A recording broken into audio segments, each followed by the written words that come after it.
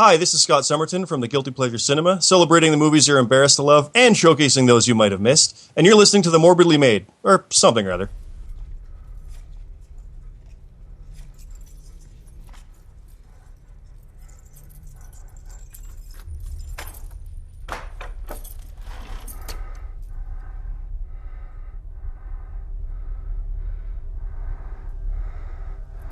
Please don't scream. You're so beautiful.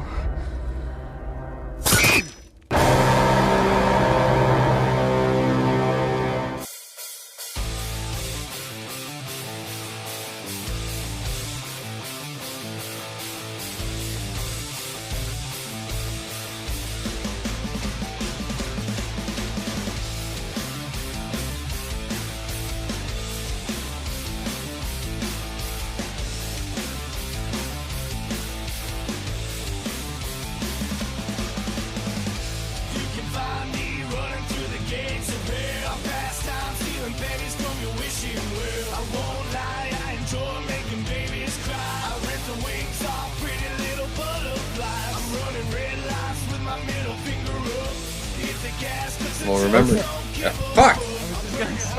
It was too long of a pause. I didn't think you were going to. Sorry.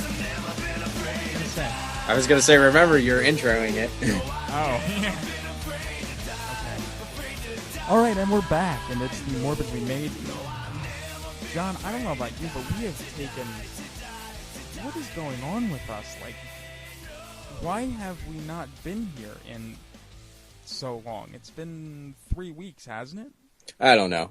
The big problem, I think, for us right now is, I've had some personal stuff going on. I mean, a friend of mine died. That kind of threw us off a week. And then, we've also been in pre-production. Yes. And that's been kicking our ass. So Finally moving toward production. I actually, right before we came on air, I got confirmation of the availability of another location. So that pretty much firms us up. I think shooting will commence. It was supposed to be this past weekend, but unfortunately, due to circumstances beyond our control, it had to be pushed back. Now, I believe that by the end of this month, we will be shooting Camp Out Nightmare. So, yeah, definitely be ready for more extreme time lapse. Well, actually, I think at this point, from this point forward, the only extreme time lapse you're going to get is probably toward the end of July when post-production starts, because that's going to be editing our asses off every single day to get the movie cut together. So that's probably when you're going to get another lapse. But until then, we should be pretty regular, like a bowel movement. So. Wow, Mike. Or like a bowel movement should be, I'm sorry. Thanks for comparing our show to a shit. Thank you. Well, sometimes it could be considered shit, at least by some people, so. Oh, of course. Everything could. I mean, but... So, sir, what have you been watching as of late? I know that our Contagious movie was VHS, and I think I told you... Well, we'll dive into that in a second. Well, yeah. Although, yeah, there was some other stuff that I watched, and I know there's stuff that you watched, too, so let's, Yeah. Let me start this off with a warning, all right? The movie with the absolute worst title I have ever heard, I figured I would give it a shot, Maybe it was just poorly titled, maybe it just had bad trailers, I didn't know. What was the title? The Haunting in Connecticut 2, Ghosts of Georgia. I bought the Blu-ray. Because that makes fucking sense, doesn't it? The Haunting in Connecticut 2, Ghosts of Georgia. How does a movie that's called The Haunting in Connecticut 2 take place in Georgia? That does not make sense to me. Is it just capitalizing on the title? Yeah, that is all it is. That is the only fucking connection is there in the title. That is it. Oh. Okay, so I tried to give this a shot, and I was drinking. Of course. SoCo, right? Yeah, and I started drinking more, and this thing is a fucking train wreck. I mean, the acting is not great. The direction's not great. The writing was not good. It was just bad all around. I mean, you could tell they had a lot of money. It looked pretty, but it was just a fucking train wreck. I literally checked the time 2 or 3 times throughout this film and honestly considered shooting myself at least twice just to make this fucking film stop. It was that bad. Wait, in all fairness, I'll be honest with you. Sometimes when I watch a Blu-ray in the PS3, and even on my Blu-ray player, I hit the display button several times because I like to check the bit rate of the film. No, see, I was just checking to see how much longer it had. It was just like, oh, this has got to be about over, right? Look, and it's like, I got an hour left. It's like, what? Really? So it drug on. Oh, God, yes. And then I was just like, oh, it's got to have like 5 minutes left. And I look down, and it's like, I still have a half hour left. It's like, how the fuck do I still have a half hour left? Yeah, I think it ran like, I want to say like an hour and 40 minutes, somewhere in there. I don't know. It was about an hour and 38 minutes too fucking long. Ah, I see. Yeah, but it was funny because I remember you were texting me while you were watching this, and the first text that I got from you, you were like, this is actually pretty good. I think you said that I texted you during one of the scares, so you actually jumped a little bit. Yeah, because, like, it's so fucking choreographed. Like, I'm watching it, and I was like, oh, please don't do that. No, don't do that. Don't. God damn it, you did the fucking typical bullshit. But, like, you did text me. You texted me at the exact same moment that there was a jump scare that I already knew was going to happen.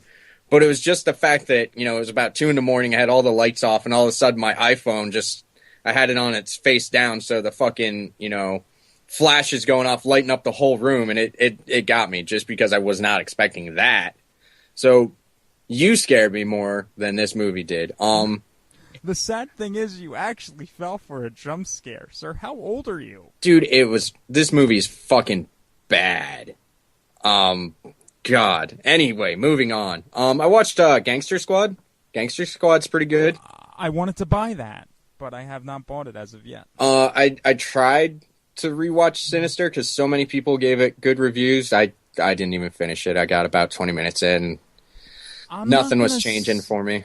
I'm not going to say that... I didn't totally hate the movie. I'll probably never watch it again. But it's just... It's one of those where I think it was a good concept, but it could have been executed a little better than it was. Yeah. And plus, they stole the Camp Out Nightmare, the man's mask. And oh, God. They stole his look. Anyway, I watched Madison County. I like that movie. Obviously, VHS, Maniac. I watched Sushi Girl. Surprisingly good independent film. Oh, Mark Hamill's in that too, isn't he? Yep. And so how old does he look? He probably looks beat, He looks old and fat. So how is he going to play Luke Skywalker in Episode 7? He's not. There's no fucking way he can. I'm sorry. He's supposed to play like an Obi-Wan Kenobi character, but he is going to be Luke Skywalker still, but I think he's going to be an older and wiser Jedi version of him. And fatter. He must... See, I want to watch... Is that on Netflix Instant Yeah, right now? It's on Netflix. Okay, that's... Yeah, because Tony Todd's in that too, I believe, yeah, right? Yeah, he is. Okay. It's pretty good. I was entertained by it. I rewatched Evil Dead, the original, because it's awesome. Thank God. Yeah, and then for the movies, I watched Cabin Fever 2, Spring Fever, just to try it again, and poor Ty West. Oh my God, I'm so sorry that is on your filmography. God damn. That bad? Dude, I can't even say this one's a train wreck. This one feels so fucking pieced together, because there's moments where there's, like, honestly beautiful setups and, like, good reactions, and you can tell there's really good direction and whatnot. Right. And then there's complete fucking bullshit where it's just, like, it looks like fucking high schoolers shot it, or bad reactions. You can tell that this was a film that somebody was in control of, and somebody else just came in and they had to splice the two things together. I really wish I knew who the other person was that came in, because I know that Ty had a big dispute with the producers, and they did not like the way the film was going, and apparently they feel that, you know, characters with knowledge of shit going down would make completely retarded choices. I don't know. Apparently they were trying to make it a comedy, and it's not fucking funny. Well, I'll have to go back and look in the archives, because I believe that I had an interview with Ty. Well, I didn't talk to him personally, but I think back on Rabbit and Red at some point when we had Ty on for the Innkeepers. We had asked him about that briefly, and I think he did mention a name, but I don't remember what it is at this point. Yeah, if you find out, let me know, because, damn, that guy needs slapped. Well, so I guess Cabin Fever Patient Zero, which is supposed to be the third film, I guess you're not looking forward to that, or do you think that it could be better? Hopefully they're just going to ignore that one and actually try and make a good film again. I don't know. I don't have high confidence after watching this one. I will go by the trailer. I mean, if the trailer looks halfway decent, I'll watch it. If the trailer looks like, this, no. So wait, but how can you tell if the trailer's going to look like Cabin Fever 2? I'm just saying if it gives me that vibe, if the tone comes off that way and whatnot, I probably will not be interested enough to watch it. But do you feel? But can a trailer actually give you that vibe? Is what I'm asking. I don't know. I'm usually a pretty good judge off from a trailer. I mean, sometimes I'm completely wrong and very surprised, but most of the time I'm pretty spot on. Like with Lords of Salem. Okay, moving on. Anyway, past that, I watched a lot of Fringe and a lot of Doctor Who, so that was about it for me. Doctor Who. I like Doctor Who. It's a good show. I want to get into him, but it just seems so weird, and I think I talked to you about this before. Like, the Doctor's name is Doctor Who, so it's like... No. His name's... Is he an alien? Yeah, he's an alien, and his name is Doctor. And it's just like a running gag that they've had of, you're the Doctor? Doctor Who? Doctor... Okay. Yeah, he's just the Doctor. So maybe he has a name, but they just call him Doctor Who because they don't know what his real name is. Well, the whole thing is on his planet, you're given a name. His has never been revealed yet that I've seen. I have not watched all the episodes. It's hinted at, but once you become a certain age, you choose your own title, and that's kind of what you go by. So he could be Dr. Woozle-Wuzzle. Yeah, but, he just chose the Doctor because he likes to help people or whatnot, and I'm willing to bet there's somebody out there that is a huge Doctor Who fan and going to write in or call in or whatever and completely school me on this, but, of course, you got to give me credit. I've only been watching it for, pretty much 6 months now. I've worked my way through the first 6 seasons, whatever's on Netflix. Holy shit, you did 6 seasons in that short amount of time? Dude, it's a good show. Well, I did, 3 seasons of Leave It to Beaver in about 3 months, so I guess that we're about on par with the same thing there. Yeah, except mine's a good show. Oh, that's mean. Well, I did want to get into, before we got into VHS, I kind of wanted to get into the ending of Bates Motel. I know you did not watch it, John, but I'm sure some of our listeners have seen the first season of the show, which did end, I believe it was last week, 15-episode run, and I believe obviously it will be back for a season 2 at some point. I'm just not sure when.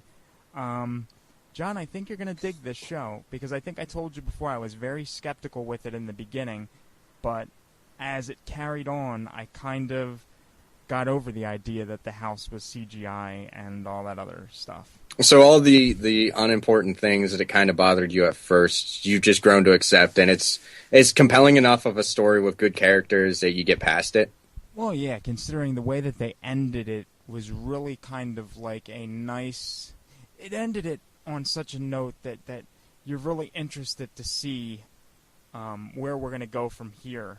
Was Norman looking through a peephole jerking it? No. Or is that just in the remake? No. Yeah, that's that awful Vince Vaughn interpretation of Norman Bates. That should be banned forever. See, I don't want to give away the ending because you haven't seen it. But no, see, here's the thing is I'm actually going to hold off and I'm going to try and sit down. I'm going to work my way through a couple seasons or episodes at a time till I work my way through the whole season. I also want to catch up on Hannibal. I'm looking forward to both of those coming out as a complete set. Well, Hannibal is coming out. I believe they said that's coming to DVD and Blu-ray later this year. Not sure about Bates Motel, but that's why I can't give away the ending here because you haven't seen it. Also, I started to, they're starting to replay The Following on Fox. They started it this past Friday, so I'm DVRing that now to kind of catch up because I heard that that's a pretty decent show, so. Yeah, I've heard decent things. I've heard good and bad about that, so. Yeah. So, yeah, I mean, that'll be something to definitely check out, but... What have you been watching, Mike? Anything of note besides Leave It to Beaver?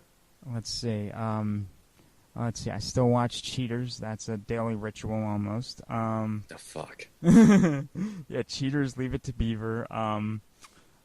What else have I watched? The Shout Factory release or Scream Factory release, rather, of Town That Dreaded Sundown. And The Evictors, their Blu-ray DVD combo pack. That is an amazing set, and there's a nice commentary on The Town That Dreaded Sundown with Justin Beam, who I personally kind of can't stand, but he's on there, with a Town That Dreaded Sundown historian. And it's funny because to me, Justin Beam kind of sounds really... I don't know what it is, but he seems really full of himself in the commentary. That's never a good way to come off. I don't know. And believe me, when he did the commentary on Halloween 4 and 5 on those Blu-rays, I was cool with it. I thought that it was decent. But it's like this time, maybe he seems a little bit too much like he's a big man on campus, and he just, that's what he does now. But it has nice little interviews as well with Andrew Prine, who played one of the deputies, Dawn Wells, who was one of the people who got shot in the face. And I actually find that kind of humorous, the way that the bullet kind of hits her and she goes like her mouth just like drops open and her head flies back. It was kind of funny. And then they talk to the cinematographer, which is weird because of all the interview featurettes, the interview with the cinematographer is the longest at like 12 minutes. Really? Yeah, but surprisingly, he gives a lot of insight as to, what it was like to shoot the film and the different, just his style of shooting. It was very, very interesting, very intriguing. I will check, I recommend it. And the other Charles B. Pierce feature, The Evictors, which is on the DVD only, was a nice 1979 film, kind of about a couple moves into a house and it's kind of possessed by spirits. So it was interesting, to say the least, considering because I've never seen it before. So okay. And then the Burning Shout Factory release was good as well. So definitely pick both those up. And I still have American Ninja 3, The Domination, The Howling, and Life Force sitting there to watch. But we'll get to those within the next week or two because they're all slated for release on June 19th. Now, or 18th, sorry. Which Life Force is it that you have? Well, because I know there's a couple different movies named Life Force. This is the one about the vampires in space that Tobe Hooper did in 1986. Oh, okay. And the good thing about this Blu-ray is it's a Blu-ray DVD combo pack, but the Blu-ray features the theatrical version as well as the uncut international version, which runs about 15 minutes longer. Really? Yes. That's pretty cool. But I'm going to put you on the spot right now, Mike. Yes, sir. You gave me some trivia a little bit earlier before we were on air.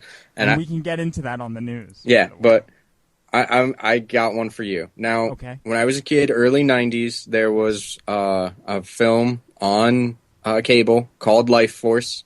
Yeah. And it was about one of our satellites returning and had an alien life form on it, and they were trying to figure out what it was, and it just starts running amok, and the space station killing everyone. Yeah.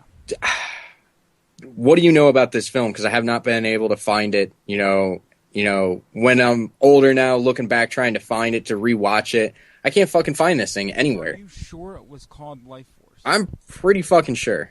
Because I'm gonna tell you, I think I know what you're talking about, and I don't believe it's called Life Force. Now, I remember there was this one really cool scene where it impaled a man with an M16 to a wall.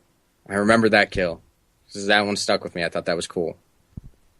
And like the whole thing was it was just afraid of us trying to repair the satellite to fly home to Mars or whatever.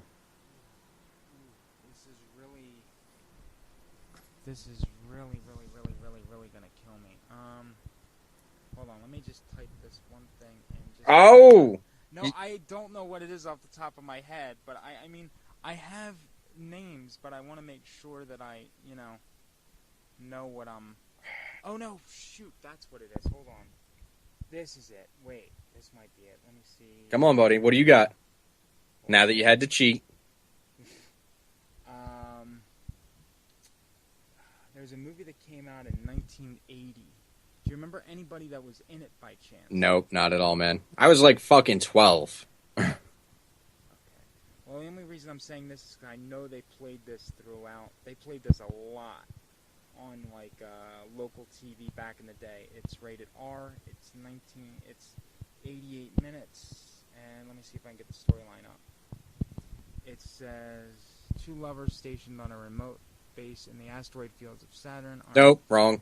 This was on Earth. It was a returning satellite. But anyway, let's move on instead of boring people with you trying to cheat and figure out the answer. Well, obviously it's not Saturn 3 from 1980 like I thought it might have been. Nope.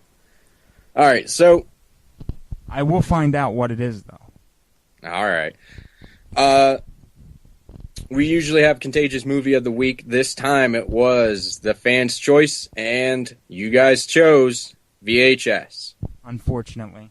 So, let's dive into it. Michael J., what did you think of VHS? I couldn't make it through it, sir, and I will watch it again to give it another shot, but I made it about 15 minutes into it, and I couldn't take it anymore. Now, what was going on at 15 minutes in that made you shut it off? I don't really know. It just because you know how it looks. I don't have a problem with the fact that it looks like it was shot on VHS because that was quite charming about the whole thing. Seeing as how that was the gimmick of it. Right, and I'm like, okay, this is actually pretty neat. I'm down for this. This is cool. And the next thing I know, I'm sitting there and I'm like, okay, it's going back and forth between what's happening and that they're taping over. And first off, the transition from what they were actually recording back to what they were taping over, which was obviously a sex tape, was a pretty bad transition because that's not how it would look. Meh. So most people nowadays actually probably aren't that aware of it because VHS isn't on, the mind anymore. Not that many people are common with it, or at least the younger generation. Right, but I mean, these would have fuzzy lines, and it would have. I feel that it would look a little different than it did. And also, it's just I was kind of disoriented by it, and I'm sitting there, and I'm like, you know what? I could either start season 4 of Leave It to Beaver, or I could watch the rest of this movie. And I hate to say it, but Leave It to Beaver won out. So, the movie that our listeners chose for us to watch, yes, you didn't even have enough time to watch because you're just this is a little, I don't know. Oh, fuck it, I'm just going to watch what I want. Exactly. All right, so Mike's is basically saying, fuck you, listeners. I'm going to watch Leave It to Beaver instead. I'm not. I couldn't stand it. I wish that I could, listeners. I really do, but I couldn't do it. Okay, so let me dive into it then. Yes, please do. All right, so this is my second time through VHS. You poor man, by the way. The story that they used to tie this all together is probably the weakest part of this film. I don't think it's well set up. I don't think it's well executed. It's not terrible. Once I get into it, I can get past that. It's just, it seems a little stupid. It seems a little long. It could have been better done. But once you actually get into the stories themselves are actually quite good. A lot of people complain about Ty West's segment, and I will freely admit his is the weakest segment. But now that I've kind of seen it twice, I can see that there is some good stuff in it. It's just not fully flushed out. I don't think he had the time to really work it out. I mean, what works for Ty is the good slow burn. We've seen that with Devil's House. We've seen that with The Innkeepers. You mean House of the Devil, sir? Oh, I'm sorry. Yes, House of the Devil. And he's really good at that. This short, not so much. I'll give him. I'm not going to say he's not good at shorts, and I'm going to wait for ABC's of Death to check that out. But actually, it's out, sir.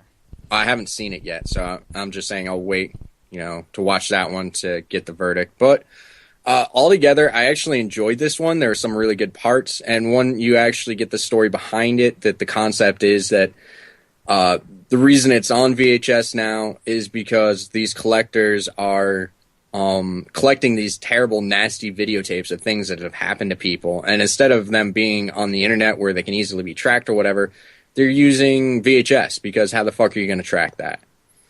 And I don't know. I enjoyed it altogether. I'm giving it a 7. A 7? A 7. Now, see, if you enjoyed it altogether, I would say it deserves more than a 7. No. I enjoyed it, but, at one point I'm going to have to break down my rating. Now, 7's a good film that I'd start to consider purchasing it. And I'm not going to lie, I will purchase this if they ever get it figured out, the release for it actually on VHS. Now, I did talk to Brad about that, and he said that they're trying to fine-tune the details on that for the United States. I mean, the UK's already got it, but the last time I talked to him, they were just trying to figure out the details on that. Right.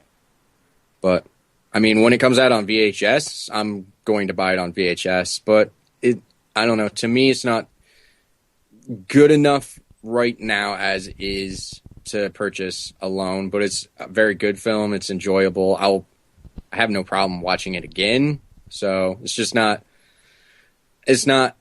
buyable right away to me. So.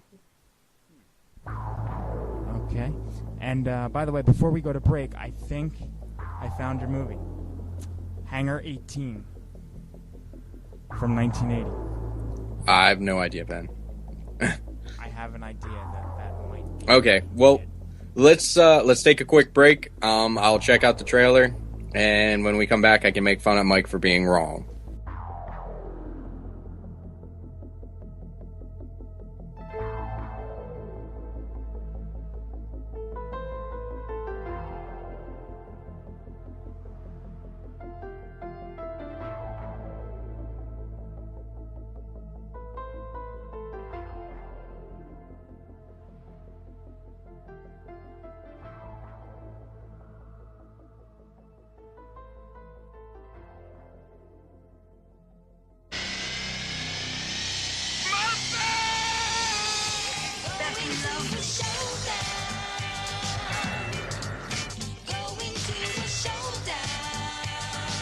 You can lock your doors, but you can't lock the madman out of your mind. Maniac. No one under 17 admitted. Ladies and gentlemen, let me introduce to you Avery, Cody, and Scott Summerton from Guilty Pleasure Cinema. Guys that have supported us so much that we decided to make them an honorary part of the show. They are The Maid. And now, The Maid with their thoughts on the Maniac remake. It was really enjoyable. I don't think I've ever seen a movie that was in the point of view of a killer. You sort of actually felt bad for him, too, because it seemed like he hated himself for killing these women, and yet he still did it anyway. I was just really shocked by the whole thing. The ripping of the hair thing, again, I was really impressed with it. I mean, it doesn't, like, when it comes to horror movies, it doesn't take a lot to impress me anymore. I'm just really impressed by different kind of ways of filming, and I've never seen Elijah Wood in anything before, so it was kind of neat to see a somewhat new actor play a part like that. I mean, I know he's not new, but I've never seen anything he's done. I hadn't seen the original in years and years and years, and actually my first thought of it, just starting off, I was like, why in the hell would an A-lister like Elijah Woods do a remake of a B horror movie from the 80s, you know? Just didn't make sense, but within minutes into the film, I saw why. I mean, it was a hell of a character to portray. I mean, he nailed it, I thought. So he made me feel very uncomfortable watching it. And it's been a long time since I've watched a horror film that actually made me feel uncomfortable. With all the first-person POV shots and everything, it just made you feel like you were right there, which I'm sure that's what the director intended for but it worked. The first kill, where he impels her through the chin and then is holding her hair and scalps her. I'm like, okay, this is the tone we're setting for this movie. This is going to be ultra violent, and they're not holding back on this one. I'm going to give it a really strong 7.5, maybe. I know I'll get an 8. It had a good storyline. It didn't lose momentum. It kept me hooked in. So yeah, I'll give it that. And just Elijah Woods. I mean, he's a great actor. And like I said, the gore, it wasn't as over the top, but it was still, like I said, with the POV shots and everything, it was still very unsettling. It's a first-person movie, which to me is pretty damn fascinating, especially considering you're the POV of the killer. That, to me, just... What? Like, are they going to be able to... Are you supposed to humanize him, or even root for him, or are you going to be disgusted? And thankfully, they actually tried to look at all angles. The bit that really got me, though, was when he stabbed the girl in the car park. He cut her Achilles. And god damn it. It was just... I can't even put into words just that feeling of how wrong it was. Because you're like, don't do it, and then he did it. And there's actually a neat little thing that I'm realizing with that, in that, because he's on medication and he's on drugs, and you can almost look at this as you're the voice in his head, but he's not listening to it. What I didn't like from that same exact scene was when he was stabbing her. There didn't seem to be any downward force. So there's definite inconsistencies involved with stuff. Like he put the knife in and then yanked it out, is what it looked like. I know that's silly, but when the movie's literally focusing on so many details, little things like that, unfortunately start to stand out. I will say that Elijah Wood was a brilliant person to cast for it, because he's kind of that mousy guy that's kind of, the quiet ones that you could easily see filling this role, and yet he's the kind of guy that you don't normally see play that. I mean, he's Frodo, for crying out loud. What's he doing here? But that's why it works, because it's so twisted, and it shouldn't be there. Gets back to the whole, manic depressive, maniac, psychic break, and everything. And we're back, ladies and gentlemen. Right before the break, we challenged Mike, or at least I did, and he failed. He said Hangar 18, which, Toby Hooper made. No, Toby Hooper didn't make Hangar 18. I thought you said Toby Hooper made that. Toby Hooper made Life Force. Oh, whatever. Hangar 18 was a fucking Megadeth song, and whatever movie came out, it's a piece of shit. Yeah, well, I mean, I got it because somebody had wanted to see it, and, Megadeth did it better. Anyway, the actual movie was called Life Form, not Life Force, also called Invader, and still looks mildly intriguing to me, even after 10 years since I haven't seen it or whatnot, so maybe I might check it out, don't know. Anyway, so, Maniac. Let's get into this bitch. Right. Michael J. What do you think of it, buddy? There is not enough good things that I can say about this film, and I mean, I know we had the guys talk about it before, and they made some very valid points, and most of which I agree with. So, I mean, the movie as a whole was really, really, very well done. I mean, it really did keep true to the original, but it did add, a few other elements to it. The whole first person thing was really, really just good. I mean... Good? Dude, that was fucking amazing. I can see more shit like this starting to come out now. I can see this as like the groundbreaking first film that's really broke this area. Yeah, well, I'm going to say, though, if they do that, it's going to get old. And I think it's going to get old faster than if you had, like, the found footage stuff. Yeah, that's just what I was going to reference. I really hope this doesn't become the new found footage, because for this film, it fit it perfectly. I mean, it could not have been done better. And it was done in such a fucking way. The entire movie is shot completely first person, except for, the last 30 seconds, Mike? Yeah, pretty much. But it's done in such a way that it doesn't distract you at all. You don't even really realize it. And that's what was so fucking cool about that to me. Yeah, I mean, it definitely is a pioneer in that type of filmmaking. And plus, Elijah Wood was, amazing. He was born to play that role. And it's just, I've never seen him, and I've seen him in, a few things like Lord of the Rings, and even going back to like 1993 when he was in The Good Son with Macaulay Culkin. He's never played a character like this. Well, I think he's kind of hinted at it with Sin City, but it wasn't fully flushed out. We had no idea. I think a lot of people kind of got the idea that he could actually play a dark, kind of creepy, sinister character, and a lot of people were surprised by that. And to me, this was an incredibly smart career move on his part, because he's doing Wilfred.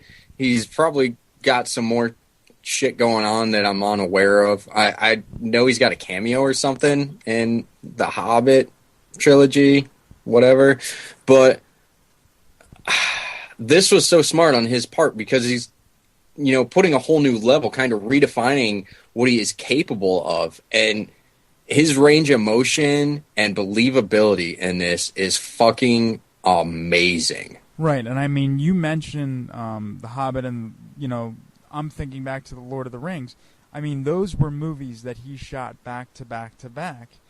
And, I think that he really needed to do something to kind of get out of Frodo's shadows, so to speak, and just do something new and do something fresh. Not that a remake is always fresh, but this was like a fresh take. Yeah, this one's fresh. It totally is. And I will be one of the only people to say, the first person to say, because everybody knows. I doubt that even. Well, everybody knows that I love the Halloween remake, and I will say right here and right now that the Maniac remake is way, way, way better than Rob Zombie's Halloween.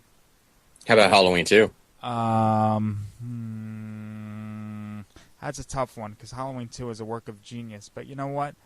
There's a lot of artistic qualities that Rob brought to that. Yeah. But I think the mix of artistic quality, just production and how it was put out, and performances, this movie outshines it. It really does. And that wasn't even a choice to me, but I think I wanted to kind of clarify what was going on in your head, Mike. Right. Well, everybody has to clarify what's going on in my head, because it's a jumbled mess up there.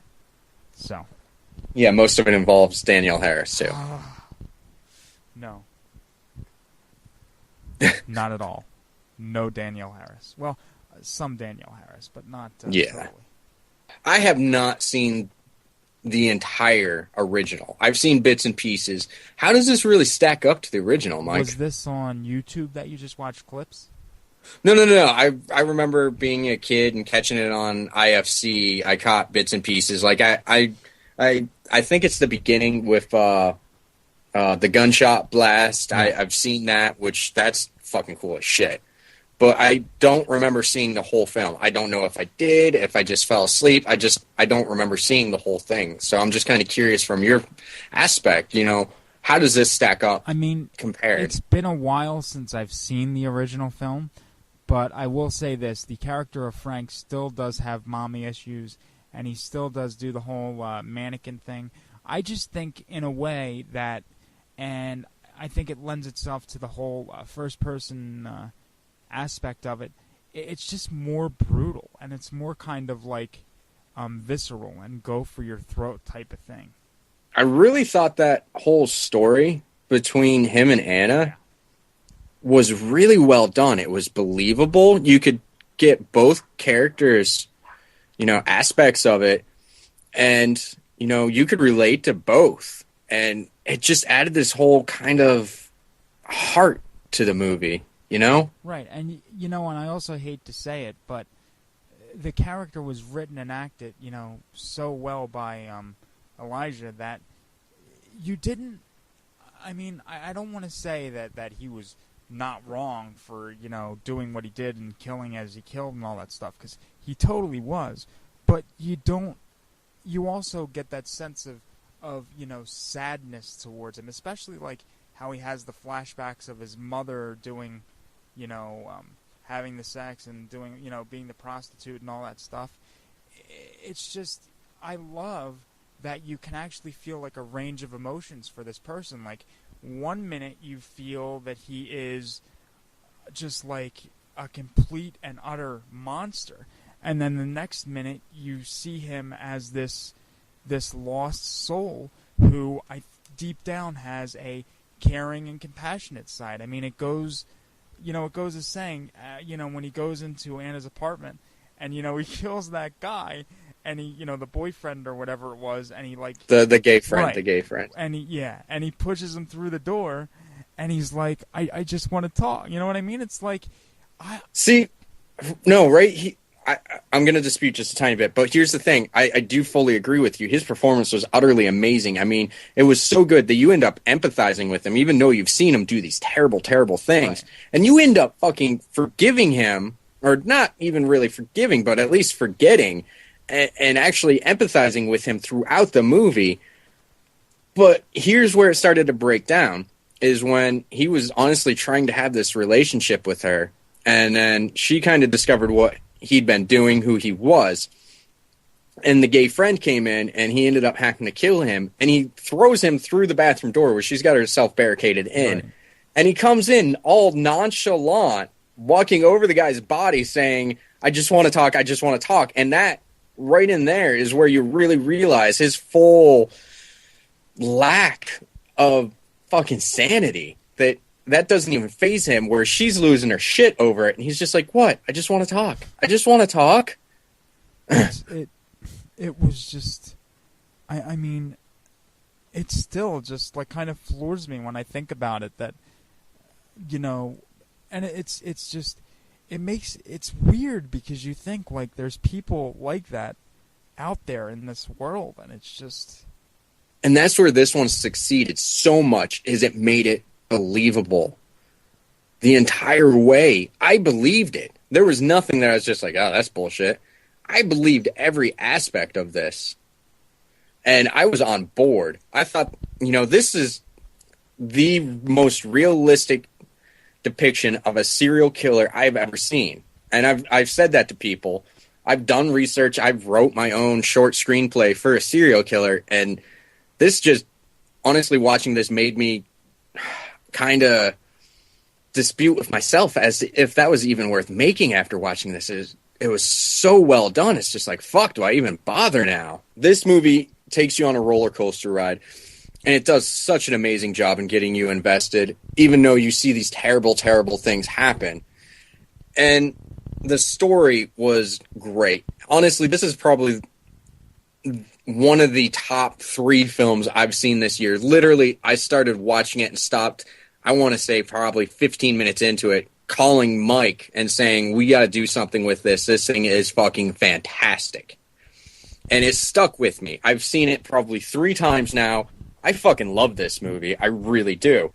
I feel a little weird because we're just gushing all over this fucking thing. Yeah. It's just kind of like I got to have sex with Danielle Harris, and I'm kind of bragging about it. So let's expedite this, Mike. Expedite. Yeah, let's move this along. What really stood out to you from this movie?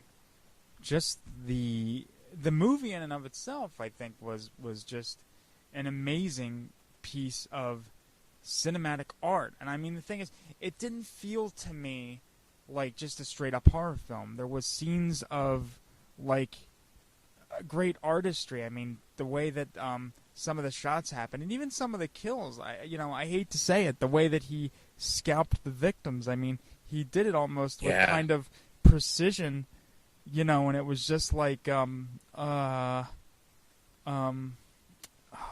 don't even know what to say, but it was just like, it just seemed like almost like an art film. And I mean, I know that Cody addressed it in his little blurb in the beginning there, where he said that, the first kill really stuck with him. And I mean, yeah, it does, because he literally just like, it just comes from out of nowhere.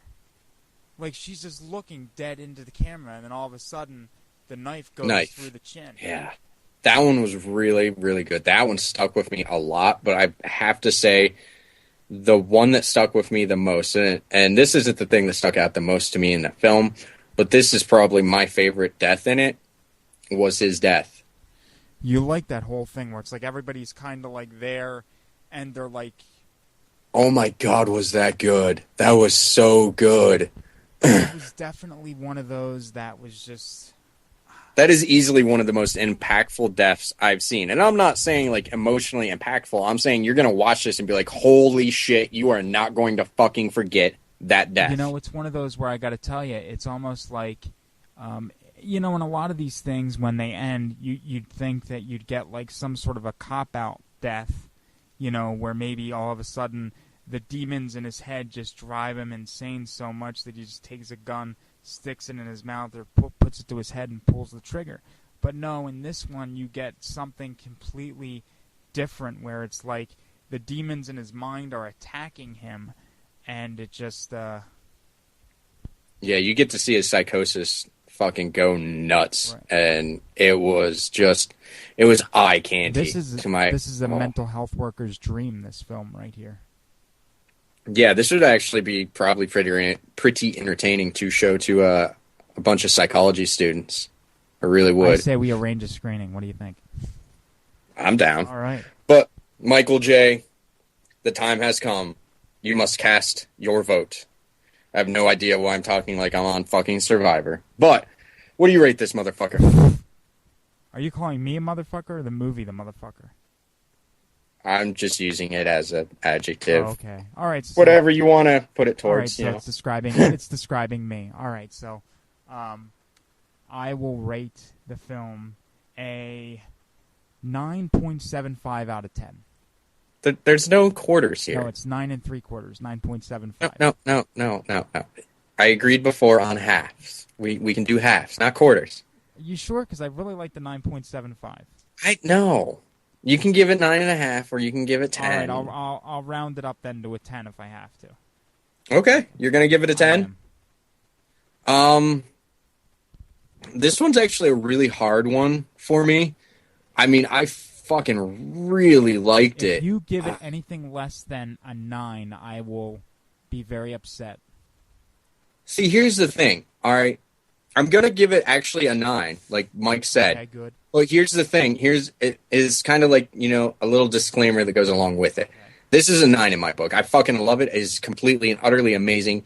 I will tell everyone this, though, right now. It is not the movie that I'm going to watch repeatedly. You can't. See, that's the thing. It's a great movie, but it isn't one of those that you can watch like over and over and over again, because it's not a slasher film.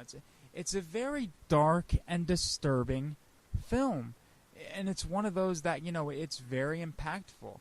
And it's very intellectual. Right. And it's the kind of film that you will be able to watch, and then you got to kind of forget about it a little bit, and then be like, oh, I haven't fucking seen that in forever.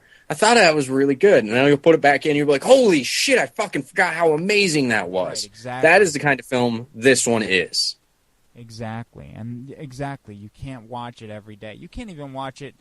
I don't even think you can watch it like once a month. I think this is one that maybe, if you're lucky, you can maybe sit down maybe 2 or 3 times a year. 2 a year is probably more than enough for me. Most likely for me, it would be like once a year, maybe. Right. But, all right. Hey, Mike. Yes, sir. Just a little side note. Yeah. You notice how we didn't spoil it? We didn't, did we? Yeah. So we can put this motherfucker out and no spoiler warning. So there you go. Everyone that hasn't seen it, this is our spoiler-free show. Hopefully you can enjoy this. We didn't ruin anything for you.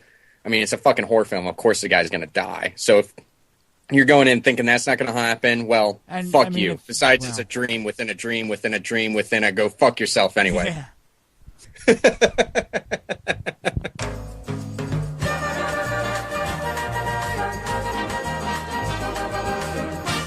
So should I bring it back as Freddy, though? I mean, if you want to, go ahead. No, not really. No, if you want to, and then I'll be like, all right, your intro to the maid thing was over. Just stop the bullshit. Come on. Oh, Peter, you're so silly. You're a Fuck fucking you. Cleveland idiot. All right, we're back into the maid now. Wait, we did the maid thing. At least you didn't do that Freddy voice again, thank God. No, we're just cutting all that out. Cut that all out. All of That's no fun. Yeah, all of it's gone. You think so? Okay. Let's put it this way. Yeah. It's gone, or I'm tweeting Danielle Harris, and the restraining order will be reestablished. There is no reason to have a restraining order against her. No, of course not against her. For her to have one against you, you won't be able to go to the fucking conventions anymore that she's at. Though? What did I do? You're a fucking stalker. How am I a stalker? I don't stalk her. Dude. You pulled her pants out of the trash. I didn't pull her and pants you have out them of the trash. up on the wall. I didn't pull her pants out of the trash. They were given to me as a gift, and they were washed with orange-smelling detergent, and now they're in a frame. Mm-hmm. Yeah. So, oh yeah, how was I going to bring this back? Oh, movie. Correct. Okay. Ready? Always. Are you sure? Always. I just know this is going to be a pain in the ass when you're editing, because you're like, oh, we're talking there. Oh, don't worry, because this, you know what? Even if I don't open the segment with this thing, it's going to be the behind-the-scenes segment for this episode. Which part? You talking about the whole Danielle Harris restraining order and shit. I just find that enjoyable. Fuck. Motherfuck. Yeah, that'd still be there, too. I just like saying that.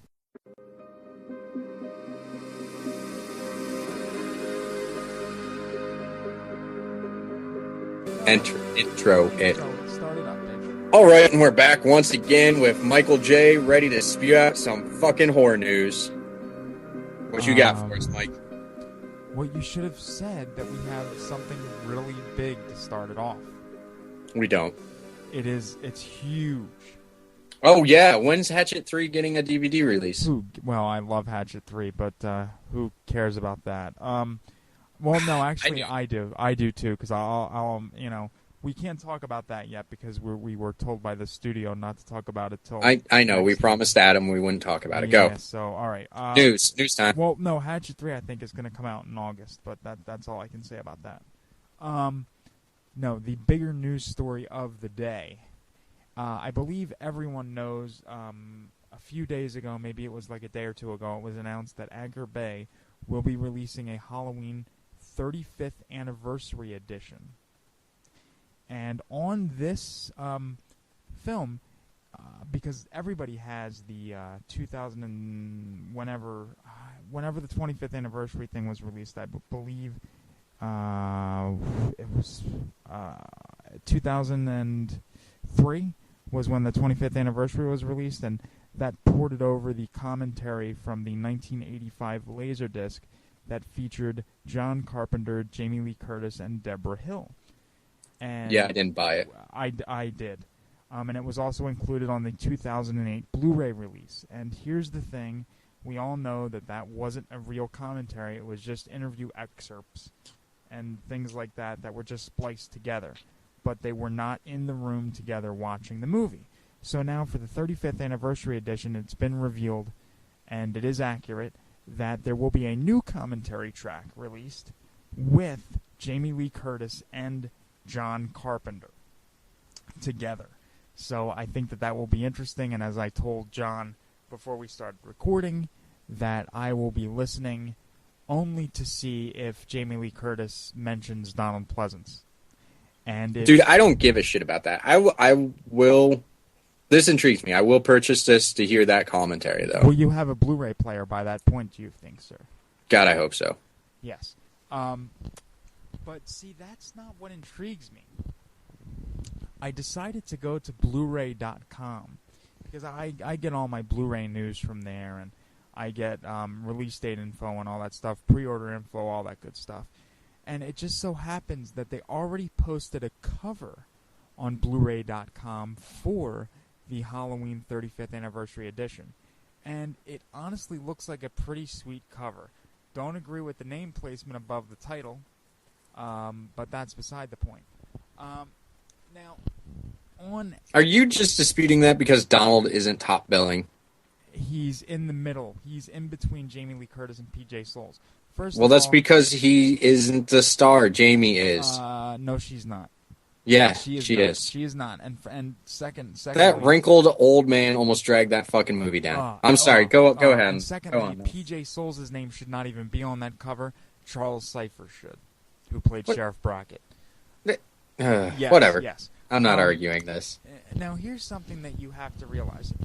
When Blu-ray.com does their listings, they put the company that's releasing it, they put the year the movie was made, they put the running time of the movie, they put the rating, they put the release date, and then, any additional, things about the movie, whether there'll be, different cuts of the movie or whatever present. So, deleted scenes and shit like that? Well, no, it doesn't go that in-depth. But with this, it says, Halloween Blu-ray 35th Anniversary Edition. Stars Anchor Bay, which that's the studio releasing it. 1978 was, of course, the year that the movie was made. 91 minutes is the running time. It's rated R, and there's no release date. But what really caught my eye is it says, one movie, 2 cuts. Now, for anybody that is a Halloween fan like myself, you know that there are 2 versions of Halloween. There is the rated R theatrical version, and there is the television version that was released by Anchor Bay on DVD, limited edition DVD, in 2001. That came with a film cell. And of course it wasn't present on the 2008 Blu-ray release. So that's leaving me to think that this Blu-ray will also contain the television version of Halloween. Okay, so that actually intrigues me too. So, well, I already have the television version on DVD, but of course you do. If they're going to include it in high definition, I will be wow. I mean, it'll be amazing. I'll have to dig up. I actually there was a guy called Mr. Movie, and he did a radio show here in Philly, on Sunday nights back in the 90s. And I actually recorded myself because I had called in to ask him about the Halloween TV footage because I didn't realize that those scenes were shot exclusively for television at the time. So I called in to ask him, this was back in maybe 1997, if he knew anything about whether a TV version was going to be released. I should try to dig up that and oh God, play it, and you can hear a 17-year-old Michael J. calling into a radio show. And, oh God, interesting story, Mike. But I do have to say, your news about that Blu-ray has me actually intrigued. You've never seen the TV version, have you? A very, very long time ago. Because you do realize, I was inspired in one of my films by one of the scenes from the TV cut of Halloween. Oh, God. Yes. Okay, so moving on. Yes, exactly. Exactly. And then we have something that you forwarded to me, and I think we got to get into that now, just because I don't really care. Well, I do care about it in some way, but not for the one aspect, for the other aspect.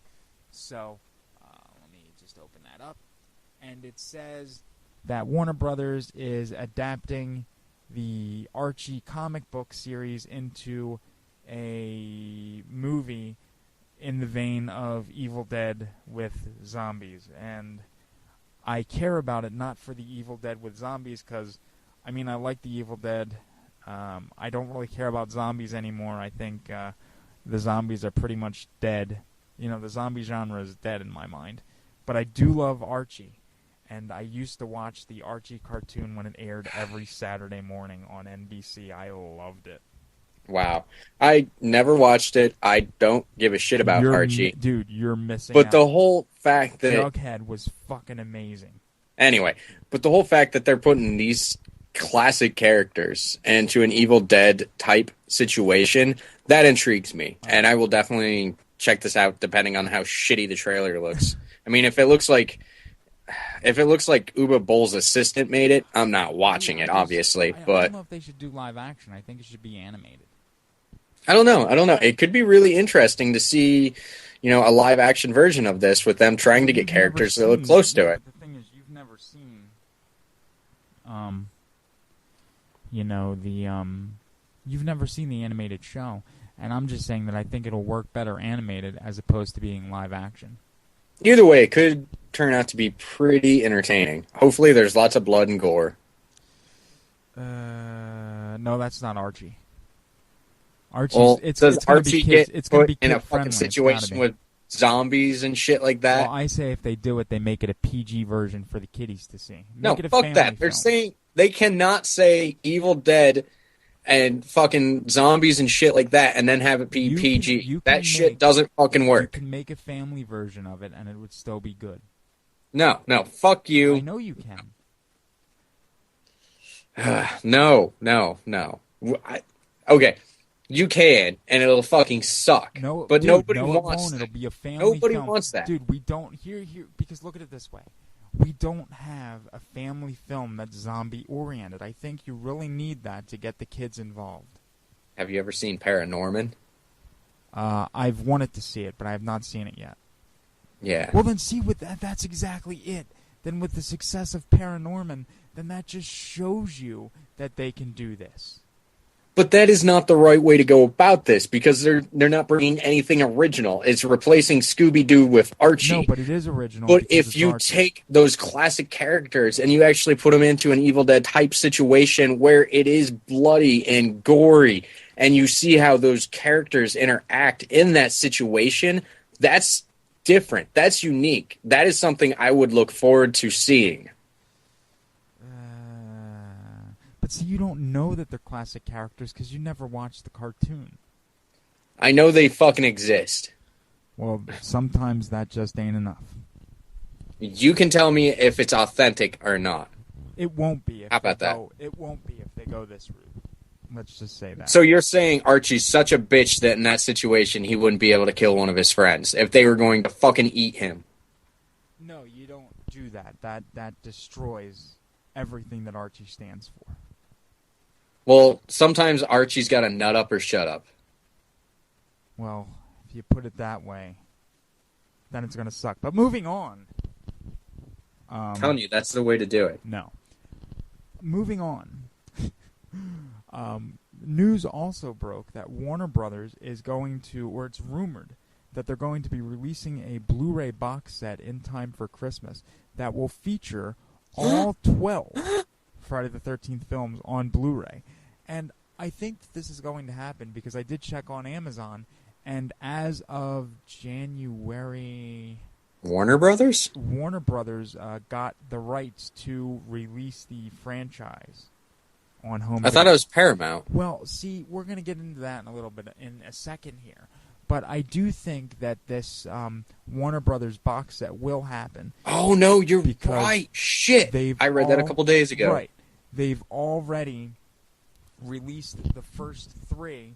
I believe they're just reissues of the Paramount releases on Blu-ray. Like by Most itself. likely. Yeah, so then the next thing that we're going to see, they won't do individual releases, which I kind of hope they don't. At this point, just give me a box set. I'll buy a box set with the 12 of them. I think they'll end up and do both, honestly. Where you can get the special edition, but then you can go and spend the extra money and get the cool box set like I have for DVD. Well, what I think is going to happen is, here's what I think they'll do.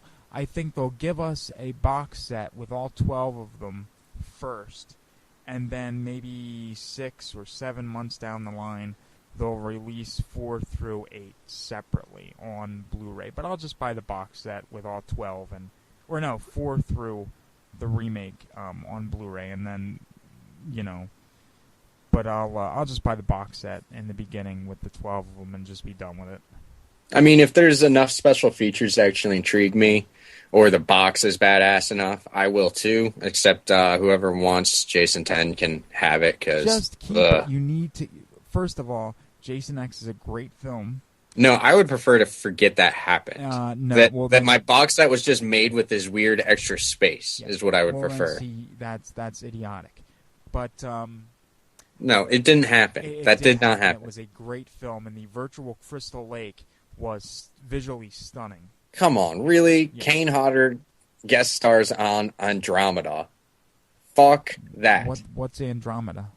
Some stupid-ass sci-fi movie. Oh, Looks like they borrowed the fucking TV series. I thought you were talking about the Andromeda Strain, the 70s movie. Oh, no. Okay. Oh, okay. Let me say this. Yeah. Kane Hodder guest stars on fucking Stargate. Fuck that. Nobody wants that, or a lot of people enjoy it because it is so fucking stupid and shitty, but it's so fucking stupid and shitty. Fuck. Wow. I sense some anger in you.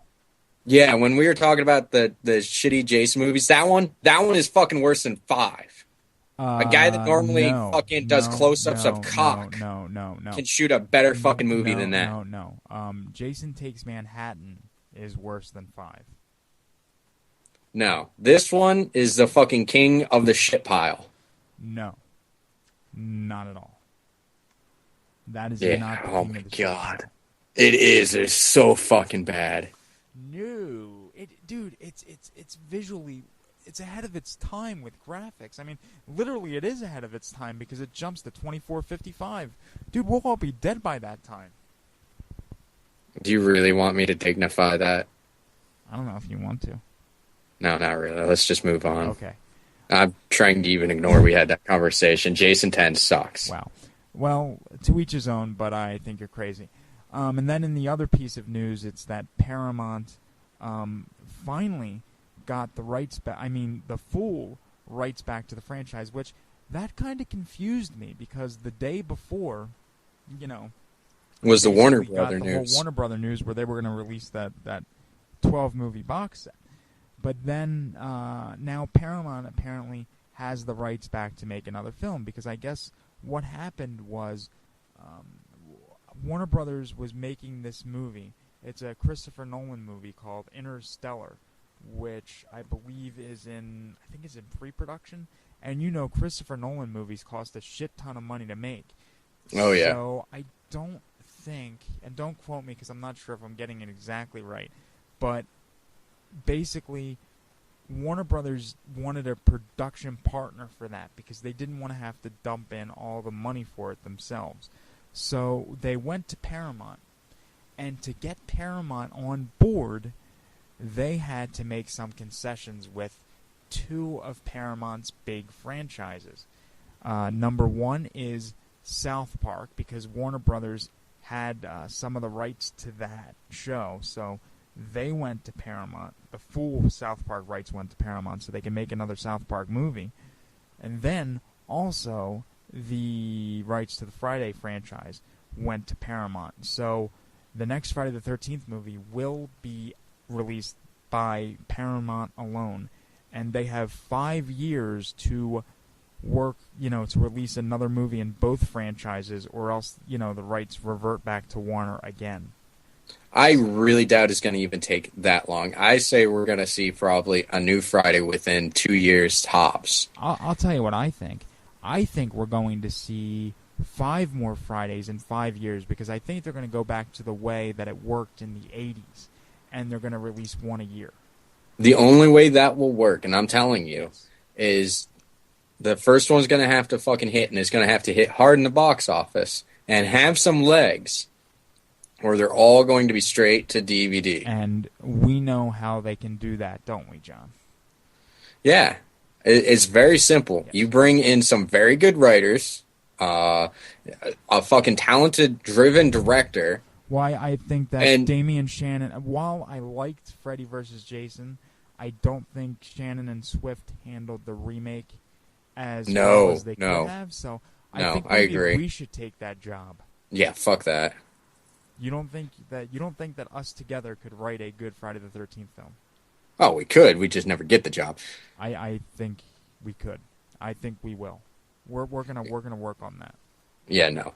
Here, with that force behind it, it's gonna work. And there is enough people interested in this property that they should be able to make it work. I mean, come on, let's face facts. The Hatchet series has been pretty fucking successful, and I'm pretty sure Adam Green would cut off his fucking nuts to make one. See, I don't think Adam I don't think Adam wants to do that, though. I don't think he does either, honestly, but if it was offered to him, I think he'd have a very hard time turning it down. Let's put it that way. No, I think he would, because did he not turn down the Friday the 13th found footage thing? Or was that never offered to him? That was just talked about? I have no idea. I think 90% of that shit was all fucking rumors. But if it wasn't, yeah, I would fucking turn that down. Well, of course you would. It's a fucking piece of shit. Oh. In some found respect. footage Jason Voorhees. Really? I don't know. I thought we talked about before how a found footage thing could work. It could. It'd be a hard sell.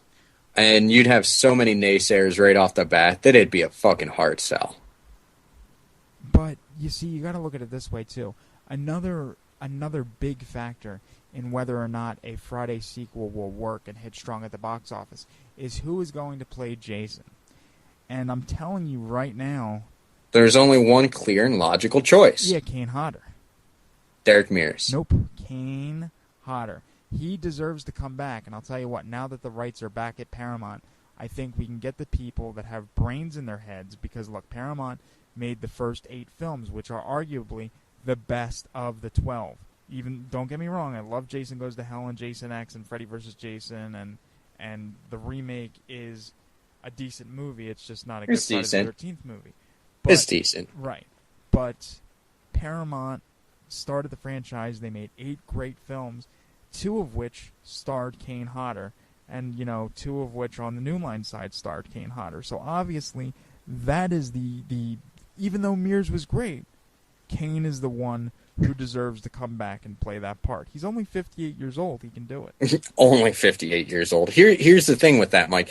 You're talking like the studio has a loyalty. The studio doesn't give a fuck. And the only reason they would consider him is the name property alone and the press they would get off from Kane Hodder returns as Jason Voorhees. Exactly. So it's a no-brainer. It's a no-brainer. They did just fucking fine with the remake. I mean, that one scored pretty good in the box office, at least opening weekends. Yeah, well, opening weekend. I mean, it made a respectable total, but still, I don't think it's good enough. Yeah, it didn't do great, but it did good on the opening weekend. And the thing, here it was. I liked Derek Mears' performance. I thought he brought a new level of. He made Jason kind of scary to me. Yeah. Granted, a lot of the stuff didn't work around him. Yeah, because I would really like to see. If he's supposed to have Down syndrome or be a mongoloid, they don't build traps. They're not smart enough. They don't have the mental capacity to be able to do that. Yeah, I'm not even talking about that. I'm talking about his performance. Yeah. I mean, a lot of it around him was shit. Yeah.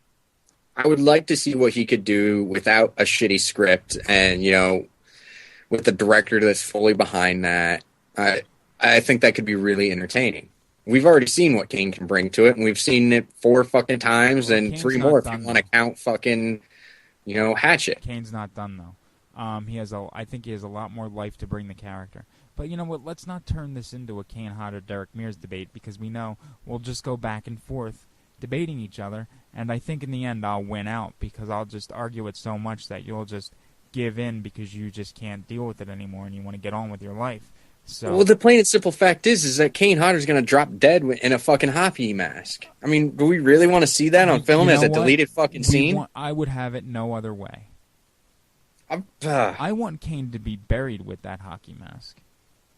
That's fucking sad. There's so much more to that man's life than putting on a fucking hockey mask. Well, he doesn't think so.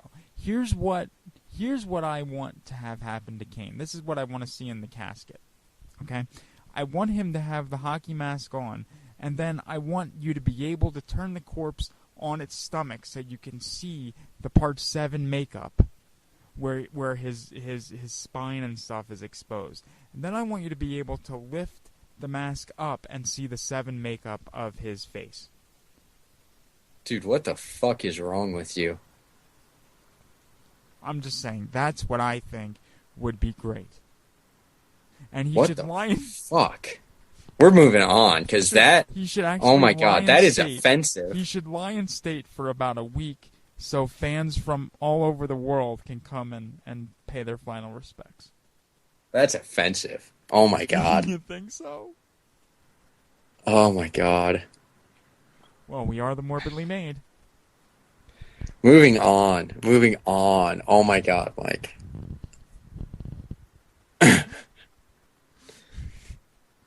Okay, well, we also... Oh my god. Fuck is wrong with you? You're truly mortified by that. So wrong, man. It's enjoyable. Okay.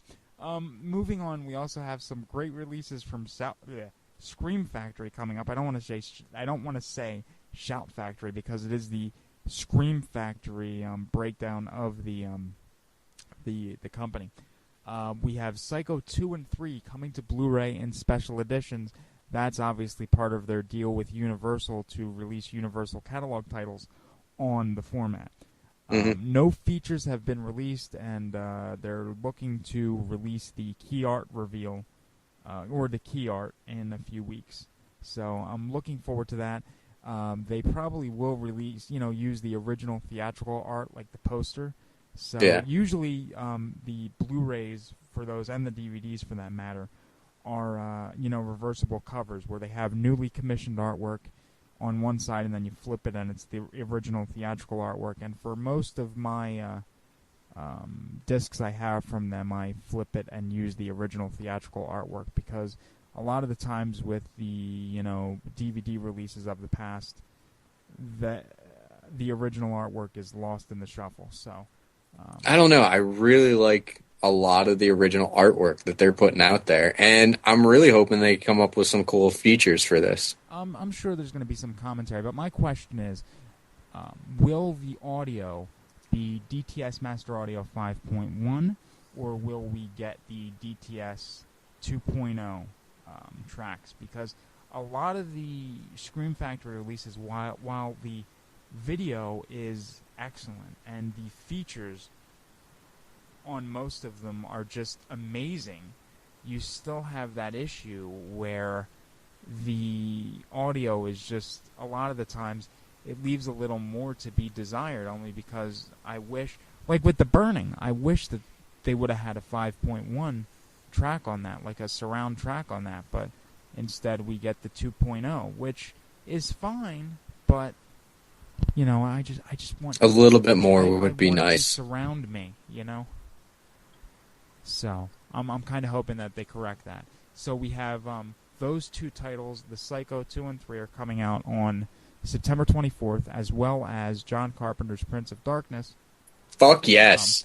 Very excited about that, which it was just revealed that Alice Cooper recorded an interview for that release. Not a commentary, just an interview. So either way, I'm on board. I think this is a highly underrated John Carpenter film, and the fact that you also have Alice Cooper's little interview, fuck yes, I am on board. I greatly enjoy this movie. Well, I'm sure you're going to have more than just that interview too, but that's just a little bright spot among whatever else they're going to throw on there, which I'm sure is going to be an amazing set. Also, the original artwork that they got for that looks fucking cool as shit. I saw that. I did see that, although I will probably use the original as my cover.